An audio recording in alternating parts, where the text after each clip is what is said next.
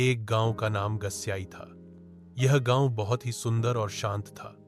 गांव के चारों तरफ हरियाली ही हरियाली फैली रहती थी। खेतों में फसलें लहलहाती थीं और सुबह होते ही पक्षियों की चहचहाहट पूरे गांव को जगा देती थी। गस्याई गांव के पास दो बड़े बड़े पहाड़ पहाड़ बसे हुए थे।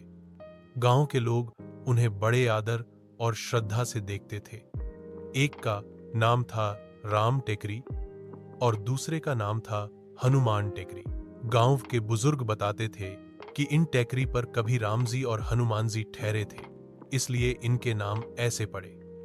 इन पहाड़ों के बीच से एक छोटी सी नदी बहती थी, जिससे गांव के खेतों को पानी मिलता था।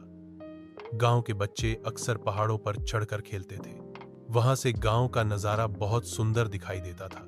गस्याई के लोग मुख्य रूप से खेती और पशुपालन से अपना जीवन चलाते थे। लगभग हर घर में भैंसें पाली जाती थीं। सुबह सुबह गांव के लोग अपनी अपनी भैंसें लेकर निकल पड़ते और राम टेकरी और हनुमान टेकरी के हरे भरे ढलानों पर उन्हें चराने ले जाते।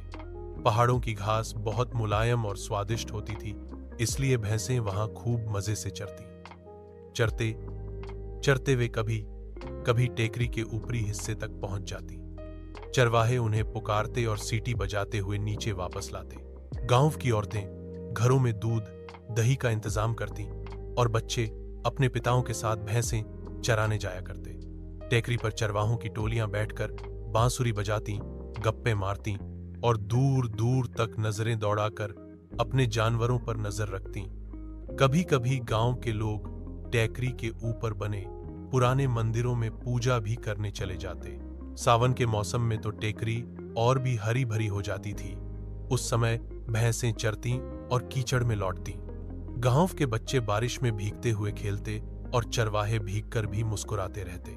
गस्याई गांव और उसके दोनों पहाड़ गांव के लोगों के जीवन का अभिन्न हिस्सा थे।